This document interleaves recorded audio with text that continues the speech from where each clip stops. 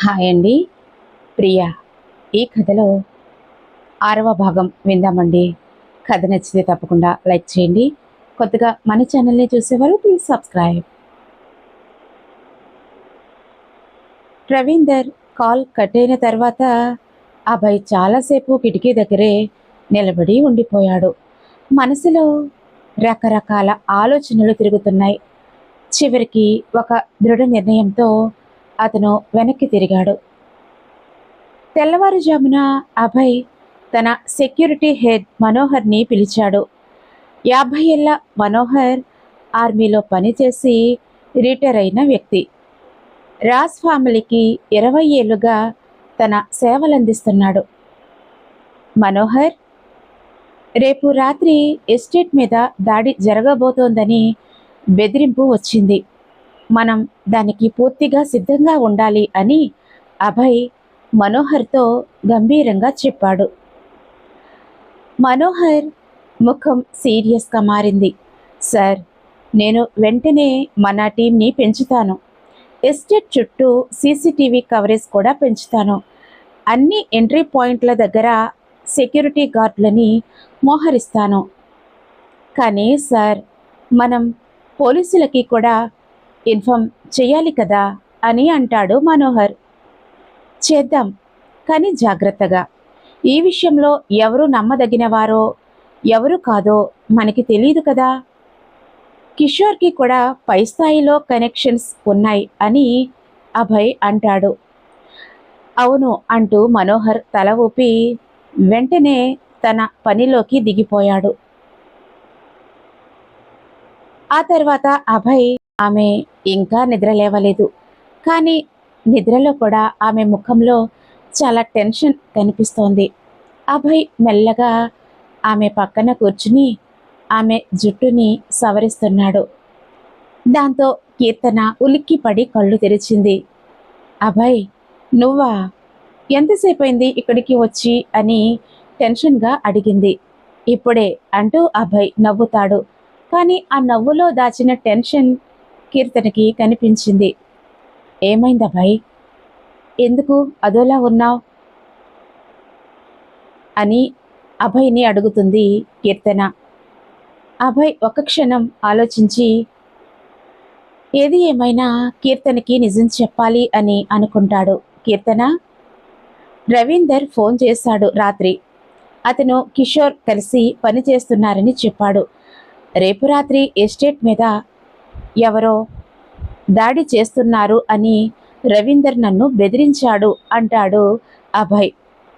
దాంతో కీర్తన ముఖం భయంతో పాలిపోయింది. అభయ్, నా వల్ల నీకు ప్రమాదం వస్తుంది కదా, నేను ఇక్కడి నుంచి వెళ్ళిపోతేనే మంచిదేమో అంటుంది కీర్తన. వద్దు అని అభయ్ కీర్తన చేతులు గట్టిగా పట్టుకున్నాడు. నువ్వు ఎక్కడికి వెళ్ళొద్దు కీర్తన, నేను నిన్ను రక్షించగలను. నేను పూర్తి సెక్యూరిటీ ఏర్పాటు చేస్తున్నాను. నువ్వు ఇక్కడ ఉంటేనే సురక్షితంగా ఉండగలవు అని గట్టిగా చెప్తాడు అభయ్. కీర్తన అభయ్ కళ్ళల్లోకి చూసింది. అతని దృఢ నిశ్చయం చూసి కొంచెం ధైర్యం తెచ్చుకుని, సరే అభయ్, నాకు నీ మీద నమ్మకం ఉంది అని అంటుంది కీర్తన. మధ్యాహ్నం అభయ్ శ్రేయకి కాల్ చేయాలి అని అనుకుంటాడు. ఇక ఎక్కువ కాలం ఈ నిజాన్ని దాచకూడదు అని నిర్ణయించుకుంటాడు.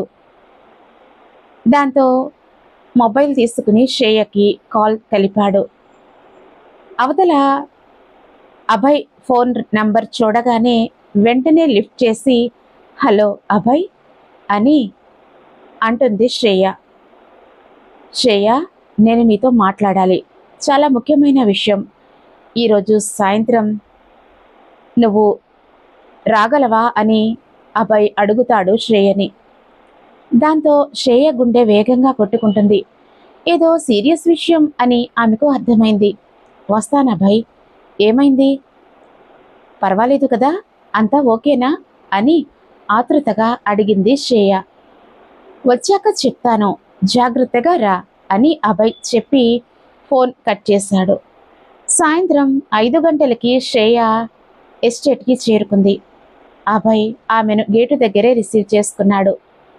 అభయ్ ముఖంలో తీవ్రమైన టెన్షన్ కనిపిస్తోంది. అభయ్, ఏమైంది? నీ ముఖం చూస్తుంటే భయమేస్తోంది అని అడుగుతుంది శ్రేయ. లోపలికి పద, అక్కడ చెప్తాను అంటాడు అభయ్. ఇద్దరూ లివింగ్ రూమ్లోకి వెళ్లారు. అభయ్ ఒక క్షణం మౌనంగా ఉండి ఎలా మొదలు పెట్టాలా అని ఆలోచించాడు. శ్రేయ, నేను నీకు ఒక విషయం చెప్పాలి. ఇది చాలా షాకింగ్గా ఉండొచ్చు, కానీ నువ్వు తెలుసుకోవాల్సిన విషయం ఇది అని అభయ్ చెప్పటం మొదలుపెట్టాడు. పర్వాలేదు, చెప్పు అభయ్ అని శ్రేయ ఆతృతగా భయంగా అడుగుతుంది. నీకు గుర్తుందా, నేను నీకు చెప్పిన ఆ అమ్మాయి ఎస్టేట్ దగ్గర కాపాడానని, ఆమెకు మెమరీ లాస్ ఉందని, తన గతం గురించి అని అనగానే శ్రేయ, ఆమె పేరు ప్రియ కదా, ఆ రోజు వచ్చాను కదా అంటుంది శ్రేయ. అవును, ఆ ప్రియ ఎవరో కాదు, నీకు స్వయాన తోడబుట్టినది అని అంటాడు అభయ్. శ్రేయ కళ్ళు పెద్దవి చేసి అభయ్ వైపు ఆశ్చర్యంగా చూసింది, నమ్మలేనట్లుగా. ఏంటి నువ్వు చెప్పేది? నాకు నాకు తోడబుట్టిన సోదరి లేదు అభయ్. నేను ఒక్క అమ్మాయినే నా తల్లిదండ్రులకి అంటుంది శ్రేయ. ప్రియా మిస్సింగ్ ఫైల్లో డాటర్ ఆఫ్ వేణుగోపాల్ రాణా అని ఉంది. మీ నాన్నగారి పేరు కూడా అదే కదా. ప్రియా అనే కూతురు కోసం మిస్సింగ్ కంప్లైంట్ ఫైల్ చేశారు మీ డాడీ 6 నెలల క్రితం. 3 రోజుల్లోనే మళ్ళీ ఆ కేసుని వెనక్కి తీసేసుకున్నాడు. మరియు అదే రోజున కిషోర్ పేరు మీద ఒక ఆస్తి బదిలీ కూడా జరిగింది అని అభయ్ చెబుతాడు, ఫైల్ని ఆమెకు అందిస్తూ. శ్రేయ ఆ ఫైల్ చేతిలోకి తీసుకుని చదువుతుంది. ఆమె ముఖం రంగు మారిపోయింది, కళ్ళల్లో నీళ్లు తిరిగాయి. ఇది ఇది నిజం కాదు అభయ్. మా నాన్న నాకు ఎప్పుడూ చెప్పలేదు నాకు సోదరి ఉంది అని. ఇదెలా సాధ్యం అంటూ అడుగుతుంది అభయ్ని. నాకు తెలియదు శ్రేయ, కానీ ఇంకో విషయం కూడా ఉంది. ఈరోజు ఉదయం కీర్తనకి, అదే ప్రియకి, ఒక భయంకరమైన మెమరీ ఫ్లాష్ బ్యాక్ వచ్చింది. ఆమెకి కొంచెం గతం గుర్తొచ్చింది. కారు ప్రమాదం జరిగినప్పుడు కిషోర్ ఆమెతో గొడవ పడుతున్నాడని, ఆస్తి గురించి, మరియు ప్రమాదం జరిగినప్పుడు కిషోర్ ఆమెను రక్షించే ప్రయత్నం చెయ్యలేదు అని అభయ్ శ్రేయకి చెప్పాడు. శ్రేయ షాక్తో లేచి నిలబడింది, చేతులు వణుకుతున్నాయి. నువ్వు చెప్పేది కిషోర్ ఉద్దేశపూర్వకంగా ప్రియని చంపటానికి ప్రయత్నించాడు అని అంటున్నావా అంటుంది శ్రేయ. ఖచ్చితంగా ఇది అని చెప్పలేను శ్రేయ, కానీ ఆధారాలు అలాగే సూచిస్తున్నాయి. ఇంకో ప్రమాదకరమైన విషయం ఏంటంటే, కిషోర్ రవీందర్ అనే ఒక క్రిమినల్తో కలిసి పనిచేస్తున్నాడు. వాళ్ళిద్దరూ కలిసి రేపు రాత్రి ఈ ఎస్టేట్ మీద దాడి చెయ్యబోతున్నారు, ప్రియని వెనక్కి తీసుకువెళ్ళటానికి అని అభయ్ చెప్పాడు. దాంతో శ్రేయ కుర్చీలో కూలబడిపోయింది. ఆమె ప్రపంచం మొత్తం తలకిందులైనట్టు అనిపించింది. కిషోర్ అన్నయ్య ఇంత క్రూరంగా ఎలా ఉండగలడసలు? ఈ కోణం ఎప్పుడూ కూడా తను చూడలేదు. శ్రేయ, నేను నీకు ప్రియని చూపించాలనుకుంటున్నాను, నువ్వు ఆమెను చూడాలి అని అభయ్ అంటాడు. శ్రేయ తల ఊపుతుంది, కళ్ళు తుడుచుకుంటూ లేచి నిలబడింది. అభయ్ ఆమెను లోపలికి తీసుకువెళ్ళాడు. తలుపు తెరిచినప్పుడు కీర్తన కిటికీ దగ్గర నిలబడి ఉంది. వీళ్ళు వెళ్ళగానే ప్రియ తిరిగి చూసింది. శ్రేయని చూడగానే ఆమె కళ్ళల్లో ఒక వింత భావం మెరిసింది. శ్రేయ అని కీర్తన మెల్లగా అంటుంది. ఆమె పేరు అసలు తన నోటి నుంచి రావటం శ్రేయకి కూడా చాలా ఆనందంగా అనిపించింది. శ్రేయ ఆమె దగ్గరికి నెమ్మదిగా నడిచింది. కన్నీళ్లతో, నువ్వు నిజంగా నాకు చెల్లివా అని అడుగుతుంది. కీర్తన తల ఊపుతుంది.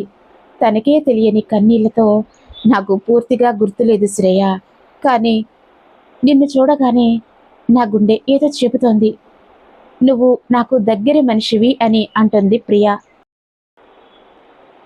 కీర్తన శ్రేయ ఇద్దరూ ఒకరినొకరు గట్టిగా హత్తుకున్నారు. అభయ్ దూరంగా నిలబడి ఆ దృశ్యాన్ని చూస్తున్నాడు. మనసులో ఒక సంతోషం, అదే సమయంలో రాబోయే ప్రమాదం గురించి టెన్షన్. శ్రేయ అని అభయ్ పిలుస్తాడు.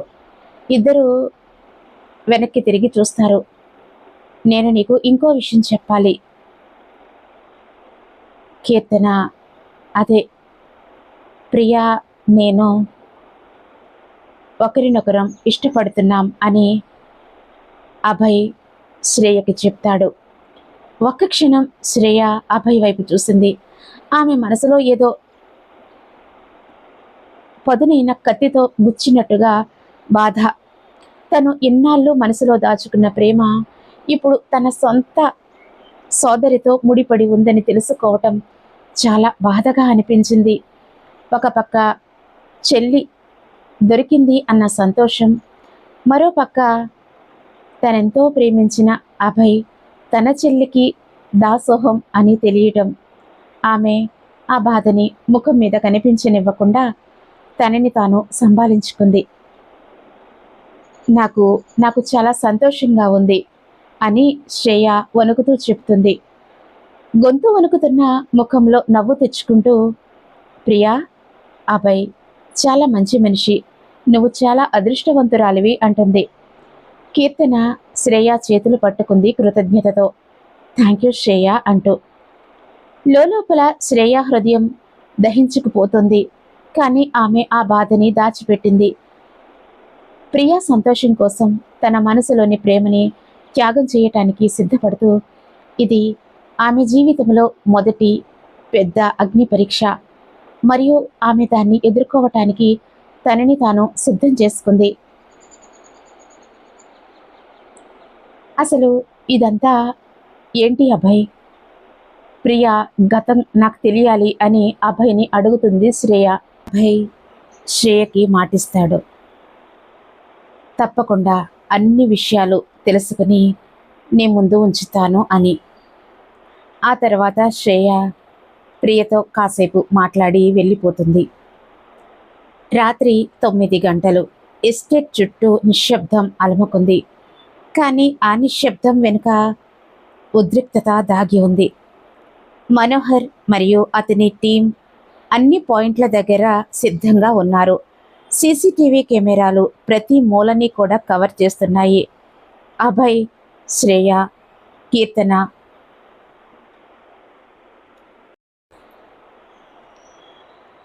రాత్రి 9 గంటలు. ఎస్టేట్ చుట్టూ నిశ్శబ్దం అలముకుంది. కానీ ఆ నిశ్శబ్దం వెనుక చాలా టెన్షన్ దాగి ఉంది. మనోహర్, అతని టీం అన్ని పాయింట్ల దగ్గర సిద్ధంగా ఉన్నారు. సీసీటీవీ కెమెరాలు ప్రతి మూలని కవర్ చేస్తున్నాయి. అభయ్, శ్రేయ, కీర్తన లివింగ్ రూమ్లో కూర్చుని ఉన్నారు. అందరి మనసుల్లో టెన్షన్. పోలీసులు ఎప్పుడు వస్తారు అని శ్రేయ అభయ్ని అడిగింది. 10 గంటలకి ఇక్కడికి చేరుకుంటారు అని అంటాడు అభయ్. మనం ఇన్స్పెక్టర్తో మాట్లాడాను, కానీ అతను ఏమన్నాడంటే ఖచ్చితమైన ఆధారాలు లేకుండా ముందుగానే యాక్షన్ తీసుకోలేం అని చెప్పాడు. కాబట్టి వాళ్ళు దూరంగా ఎక్కడో ఉండి అంతా గమనిస్తూ ఉంటారు అంటాడు అభయ్. ఏదైనా జరిగితే వెంటనే వచ్చేలా ఉండాలి కదా అంటుంది శ్రేయ. అలాగే జరుగుతుంది అని అభయ్ శ్రేయ చేతిని పట్టుకుంటాడు. ఇంతలో అకస్మాత్తుగా ఇంట్లో ఉన్న లైట్స్ అన్నీ కూడా ఆఫ్ అయిపోతాయి. ఇల్లు మొత్తం చీకటి. ఏమైంది అని శ్రేయ కంగారుగా అరిచింది. అభయ్ వెంటనే లేచి నిలబడ్డాడు. పవర్ కట్ చేసినట్టున్నారు, వాళ్ళు వచ్చేసారనుకుంటా అంటాడు అభయ్. మనోహర్ ఎవరితోనో అరుస్తున్న గొంతు వినిపించింది. సార్, గేటు దగ్గర దాడి జరుగుతుంది. 10 నుండి 15 మంది వరకు ఎవరో గన్స్ పట్టుకుని వచ్చారు అని మనోహర్ అనటంతో అభయ్ గుండె వేగంగా కొట్టుకుంది. కీర్తన, శ్రేయ, మీరు లోపలికి వెళ్ళిపోండి. అక్కడ అండర్ గ్రౌండ్కి ఒక సేఫ్ రూమ్ ఉంది, లోపలికి వెళ్ళిపోదాం అంటాడు అభయ్. ముగ్గురు చీకట్లో ఫోన్ ఫ్లాష్ లైట్ వెలుతురులో బేస్మెంట్ వైపు పరిగెడతారు. దారిలో బయట తుపాకీ కాల్పుల శబ్దాలు, అరుపులు వినిపిస్తున్నాయి. సేఫ్ రూమ్కి చేరుకునే లోపే ముందు గదిలో అకస్మాత్తుగా తలుపు బద్దలైన శబ్దం వినిపించింది. ముగ్గురు ముసుగు వేసుకుని లోపలికి దూసుకొచ్చారు. చేతుల్లో గన్స్ కూడా ఉన్నాయి. ఆగండి! అభయ్ కీర్తన శ్రేయలని తన వెనుక దాచి అరిచాడు. మాస్క్ పెట్టుకున్న ఒకడు గన్ పైకి ఎత్తి అభయ్ వైపు గురిపెట్టాడు. ఆ అమ్మాయిని ఇచ్చేసేయ్, లేదంటే నువ్వు చచ్చిపోతావు అంటాడు అతను. కీర్తన భయంతో అభయ్ చెయ్యి గట్టిగా పట్టుకుంది. అభయ్ అని ఏడుస్తుంది. అభయ్ ధైర్యంగా ముందుకి అడుగు వేశాడు. తన శరీరంతో కీర్తనని శ్రేయని తన వెనుకాల దాచేశాడు. నన్ను ముందు చంపి తర్వాత మీరు వాళ్ళని టచ్ చేయాలి. గన్ పట్టుకున్న మనిషి ట్రిగ్గర్ మీద వేలు పెట్టాడు. ఇంతలో వెనుక నుంచి మనోహర్, అతని ఇద్దరు సెక్యూరిటీ గార్డులు దూసుకొచ్చారు. మాస్క్ వేసుకున్న వాళ్ళ మీద దాడి చేశారు. ఒక్కసారిగా గదిలో పెద్ద గందరగోళం మొదలైంది. అభయ్ ఆ గందరగోళంలో కీర్తన శ్రేయలని తీసుకుని గదిలోకి పరుగెత్తాడు. కానీ తలుపు దగ్గర ఇంకో వ్యక్తి ఎదురుపడ్డాడు, చేతిలో కత్తితో. అభయ్ వేగంగా అతనితో పోరాడాడు. కానీ ఆ మనిషి చాలా బలంగా ఉన్నాడు. ఇద్దరు నేల మీద పడి చాలా ఫైట్ చేస్తున్నారు. కీర్తన భయంతో అరిచింది. అభయ్ వద్దు, నేను వెళ్ళిపోతాను అంటూ ఏడుస్తుంది కీర్తన. ఆ మాస్క్ పెట్టుకున్న వ్యక్తి చేతిలో ఉన్న కత్తి అభయ్ చేతిని కోసుకుంటూ వచ్చేసింది. అభయ్ నొప్పితో గట్టిగా అరిచాడు. రక్తం కారటం మొదలైంది. కానీ అభయ్ వెనక్కి తగ్గలేదు. పూర్తి బలంతో ఆ మాస్క్ వేసుకున్న వ్యక్తిని కొట్టి కింద పడేశాడు. మనోహర్ మరియు మిగతా గార్డులు కూడా దాడి చేసేవారిని అదుపులోకి తెచ్చారు. కొద్ది నిమిషాల్లోనే పోలీసులు కూడా వచ్చి చేరారు. సైరన్ శబ్దాలతో పాటు వచ్చేసరికి అక్కడ ఉన్న ఆ మాస్క్ వేసుకున్న మనుషులంతా కూడా అలర్ట్ అయిపోయారు. కానీ ఆ గందరగోళం మధ్య ఒక మనిషి తప్పించుకున్నాడు. ఆ చీకట్లో మాయమయ్యాడు. అతని చేతిలో ఏదో ఉంది. అది ఒక ఫోటో, కీర్తన ఫోటో. అభయ్ నేల మీద కూర్చుని రక్తం కారుతున్న తన చేతిని పట్టుకుని ఉన్నాడు. కీర్తన అతని దగ్గరికి పరిగెత్తుకుంటూ వచ్చింది ఏడుస్తూ. అభయ్, నువ్వు బాగున్నావా అని ఆమె అతని గాయాన్ని చూసి కంగారు పడింది. పర్వాలేదు కీర్తన, చిన్న గాయమే, అభయ్ నొప్పితో నవ్వుతూ చెప్పాడు. శ్రేయ వెంటనే తన బ్యాగ్ నుంచి ఫస్ట్ ఎయిడ్ కిట్ తీసి అభయ్ గాయాన్ని తుడిచి బ్యాండేజ్ వేసింది. ఇది హాస్పిటల్కి వెళ్ళి కుట్లు వేయించుకోవాలి అభయ్, కానీ ప్రస్తుతానికి బ్లీడింగ్ ఆగింది అని శ్రేయ అంటుంది. గొంతులో మాత్రం చాలా టెన్షన్ ఉంది. ఇంతలో పోలీస్ ఇన్స్పెక్టర్ లోపలికి వచ్చాడు, పరిస్థితిని అంచనా వేస్తూ. సార్, 5గురిని పట్టుకున్నాం, కానీ ఒకడు మాత్రం తప్పించుకున్నాడనుకుంటా. పట్టుకున్న వారిలో ఎవరైనా మాట్లాడుతున్నారా? ఎవరు వీళ్ళని ఇక్కడికి పంపారో అని అభయ్ అడిగాడు. ఇంకా విచారణ చెయ్యాలి సార్, కానీ వీళ్ళు ఒక పెద్ద గ్యాంగ్కి చెందిన వారని అనిపిస్తోంది అని ఇన్స్పెక్టర్ చెప్పాడు. అభయ్ కీర్తన వైపు చూశాడు. ఆమె ముఖంలో ఇంకా భయం స్పష్టంగా కనిపిస్తోంది. కీర్తన, పర్వాలేదు, మేము వాళ్ళని ఆపాం, నువ్వు సురక్షితంగా ఉన్నావు అని ధైర్యం చెబుతాడు అభయ్. కీర్తన అభయ్ చేతిని గట్టిగా పట్టుకుంది. కన్నీళ్లతో, అభయ్, నా వల్ల ఇదంతా నువ్వు భరిస్తున్నావు, నువ్వు ఇలా ఉండటం నేను భరించలేను అంటుంది. నా కోసం నువ్వు అంతగా బాధపడకు, నేను ఇదంతా నా ఇష్టంతోనే నీకోసం చేస్తున్నాను, నిన్ను రక్షించటం కోసం నేనేదైనా చేస్తాను అని అభయ్ ఆమెను ఓదారుస్తాడు. ఇదంతా కూడా శ్రేయ దూరంగా నిలబడి ఆ దృశ్యాన్ని కన్నీటితో చూస్తుంది. అభయ్ గాయం గురించి బాధ, వారిద్దరి మధ్య ఉన్న ప్రేమని చూసి తనలో కలుగుతున్న వేదన. అక్కడ ఉన్న ఇన్స్పెక్టర్ మళ్ళీ మాట్లాడుతాడు. సార్, ఇంకో విషయం, ఆ పట్టుకున్న వారిలో ఒకడు ఒప్పుకున్నాడు వాళ్ళని పంపింది కిషోర్ అని. మేము వెంటనే అతన్ని అరెస్ట్ చేయటానికి వారెంట్ తీసుకుంటాం అని అంటాడు. అప్పుడే వచ్చిన ఫోన్ కాల్ కట్ చేసి. ఆ మాట వినగానే శ్రేయ కళ్ళల్లో నీళ్లు తిరిగాయి. తన అన్నయ్య అరెస్ట్ అవ్వబోతున్నాడు. ఇది ఆమెకు అత్యంత బాధాకరమైన క్షణం. కానీ అదే సమయంలో అభయ్ ఫోన్ రింగ్ అయింది. ఏదో అన్నౌన్ నంబర్ నుంచి ఒక మెసేజ్ వచ్చింది, ఫోటోతో సహా. అభయ్ ఓపెన్ చేసి చూశాడు. అతని ముఖం భయంతో పాలిపోయింది. ఫోటోలో వేణుగోపాల్ రానా, శ్రేయ తండ్రి ఎవరో మాస్క్ వేసుకున్న మనుషుల మధ్య చైర్కి కట్టేసి కనిపిస్తున్నాడు. భయంతో వణుకుతూ ఉన్నాడు అతను. మెసేజ్లో, మీ దాడి విఫలమైంది, కానీ మేము ఇంకో ఆటంకం సృష్టించాం. వేణుగోపాల్ రానా మా దగ్గర ఉన్నాడు. ప్రియని వెనక్కి ఇవ్వకపోతే ఇతను బ్రతకడు. మీకు 24 గంటల సమయం ఉంది అని ఆ మెసేజ్ సారాంశం. అభయ్ చేతిలో ఫోన్ వణికింది. అతను నెమ్మదిగా తలెత్తి శ్రేయ వైపు చూశాడు. ఏం చెప్పాలో తెలియని స్థితిలో. శ్రేయ అని అభయ్ పిలుస్తాడు. ఏమైంది అభయ్ అని శ్రేయ కంగారుగా అడుగుతుంది, అభయ్ ముఖంలో కనిపిస్తున్న భయాన్ని చూసి. అభయ్ మౌనంగా ఫోన్ ఆమెకు చూపించాడు. ఫోటో చూడగానే శ్రేయ గట్టిగా నాన్న అంటూ కన్నీటితో అరుస్తుంది.